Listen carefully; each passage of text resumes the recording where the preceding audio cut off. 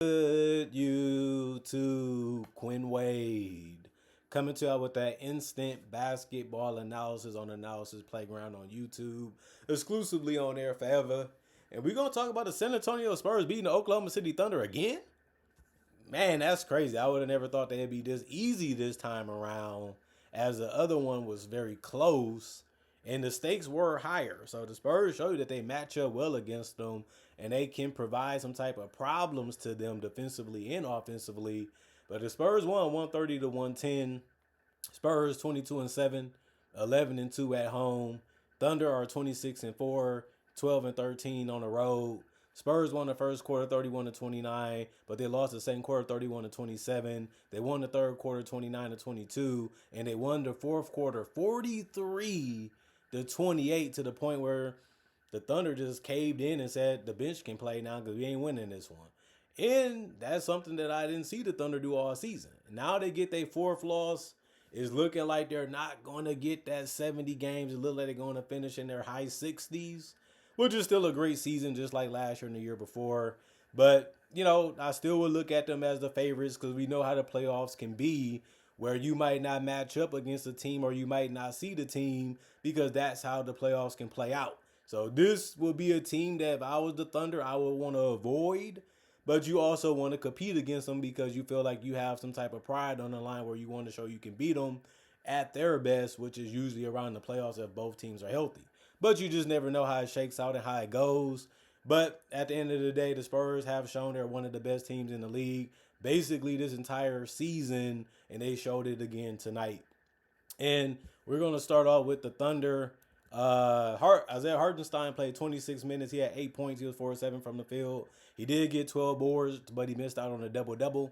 He did get 3 turnovers, 2 and 5 personal fouls. He was getting stuck in some tough situations, and sometimes it can happen that way because the teams are going to come at you, and they're going to force you to make a decision. Sometimes it works for you, sometimes it doesn't. A -9 and plus minus for him. Chet Holmgren got locked down in this one, 27 minutes. He only had 7 points. He was 3 of 10 from the field, 1 of 3 from the 3-point line. He had 3 rebounds and only 1 assist, but he did get a block. But he also only had 1 personal foul and was a -11 and plus minus. When you look at this stat line, it show you that he didn't really have too much going for him in any situation in this game. And that's something that you don't usually see from him, but it happened tonight. Shea got his 20 plus for the 101st time, and he got his 30 again. 36 minutes, 33 points, 14 to 22 from the field, 1 to 4 from 3, 4 or 5 from the free throw line. He ended up having 3 rebounds, 8 assists, and 2 turnovers. Even though his team wasn't shooting that great, he still believed in them. He still trusted them. He still let them do their thing. And it didn't work out, but you have to still do that sometimes to let them know that I'm still with y'all 100%, even though we had one bad game. 1 offensive rebound, 2 personal fouls, and a -17 and plus minus. And Shea jump shot is just so pretty. It just doesn't have no failure to it. And you want him to take the 3. Tonight he went 1 of 4. You'll live with that.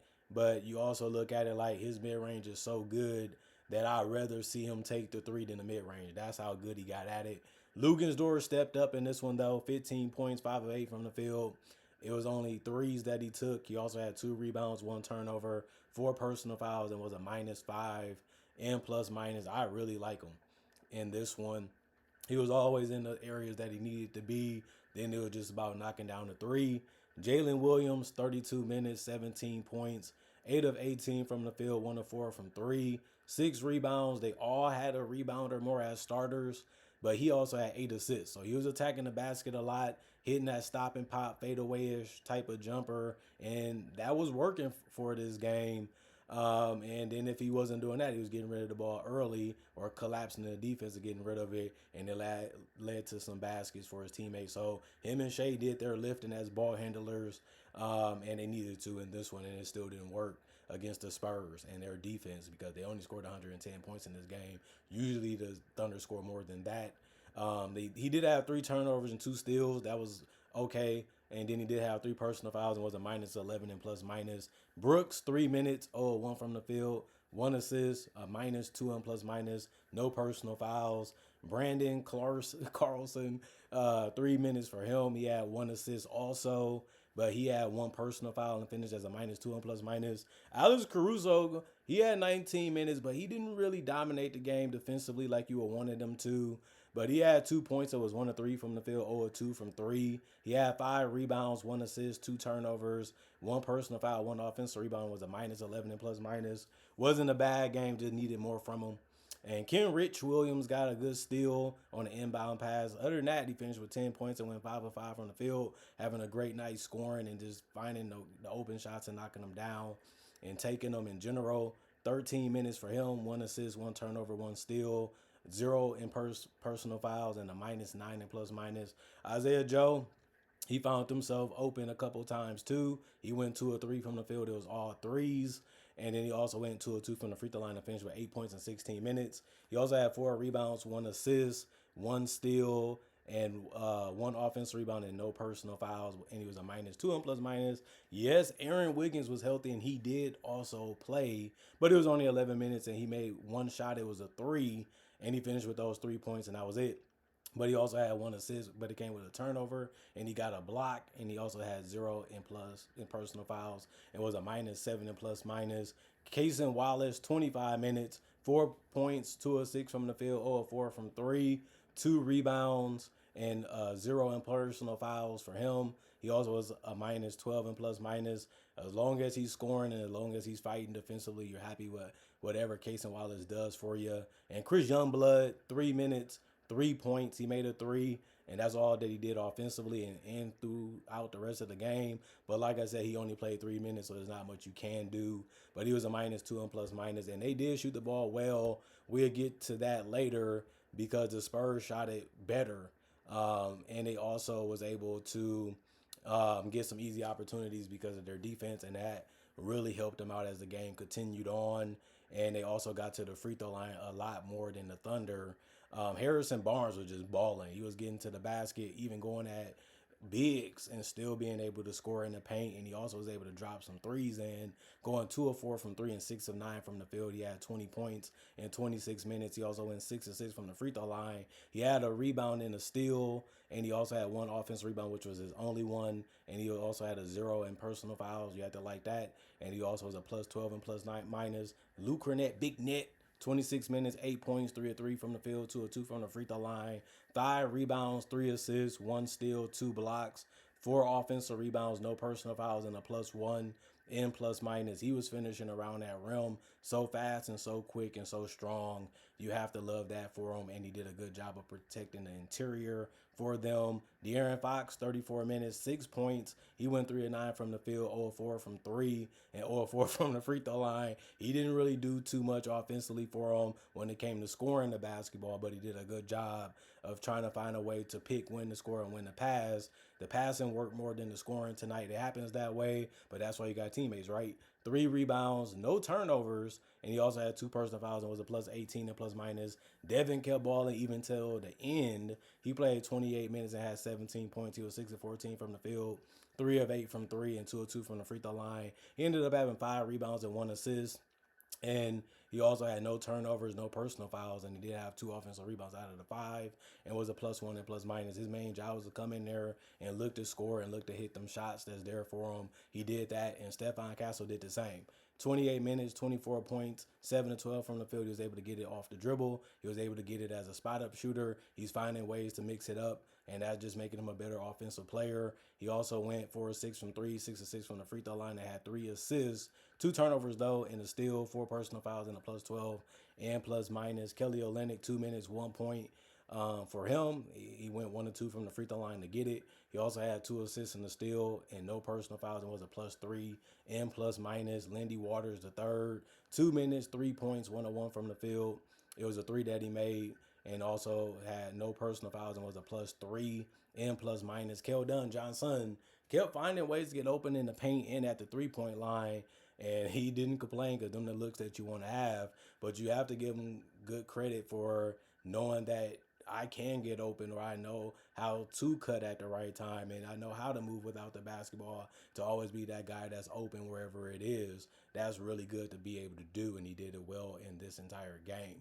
25 points, 10 to 16 from the field, 5 and 9 from three, one rebound, one assist, one turnover, three personal fouls, and a +9 in plus minus. Julian Champagnie, 22 minutes, 4 points, 2 of 6 from the field, 0 of 3 from the 3-point line, 10 rebounds. That was actually the most on the team tonight. And he came off the bench and did that in 22 minutes. That's tough to do. 2 turnovers, 1 steal, 1 block, 0 personal fouls, and a +11 and plus minus. Carter Bryant, 2 minutes, 2 points, 1 of 1 from the field, 1 rebound, 1 assist, and a 0 in personal fouls, too. He was a +3 and plus minus. He didn't play a lot, and the shot he got was good and easy. But he did a good amount for the minutes he played with that rebound and assist, especially with scoring. And then Victor Wembanyama, 23 minutes, he had 12 points. He went 5 and 9 from the field, 1 of 1 from three, and 1 of 2 from the free throw line. He got some good dunks. He got some good finishes. He also had a step back 3 over Alex Caruso that really put them on top. He also had 5 rebounds, 3 assists, 3 turnovers. He did not get a block in this game, so his streak ended. He also had 3 offensive rebounds, 3 personal fouls, and was a +13 in plus minus. Bismack Biyombo, 2 minutes, 2 points, 1 of 1 from the field, a 0 in personal fouls, and a +3 in plus minus. Jordan played 2 minutes and had 2 points too, but he also went 1 of 1 from the field, and he had an assist and no personal fouls too, and was a +3 and plus minus also. And then Dylan Harper, he got 4 points because he went 2 of 3 from the field in 20 minutes, but he had 10 assists. Does a good job keeping his head up, trying to find ways to find guys when he collapses the defense, or just getting rid of the ball if you don't have a shot that you like works too, and it did for him. 3 boards, 5 steals too. That really helped them, especially to keep the lead and keep putting pressure on the Thunder to make plays to get back in the game, which they never really did after a certain point in the fourth quarter. And then 1 personal foul in the +8 and plus minus. And Jeremy was the only guy not to play for the Spurs. But other than that, 48 to 85, 56% from the field. The Thunder shot 85 shots, but they made it at 54%. 16 to 36, 44% from three. They shot 6 more threes than the Thunder, but they also made it at a better percentage since they shot 40. And like I said, the Spurs shot 44. 18 to 24, they shot way more free throws than the Thunder, because the Thunder only took 7, but the Thunder made theirs at 86%. The Spurs made theirs at 75%. The Thunder did out rebound them 3 by 3, 37 to 34. The assist 34 to 23 in favor of the Spurs. They also had 8 turnovers, so they took care of the ball better than the Thunder, who had 13. They had 10 steals, which really helped them stay in the front and get the lead.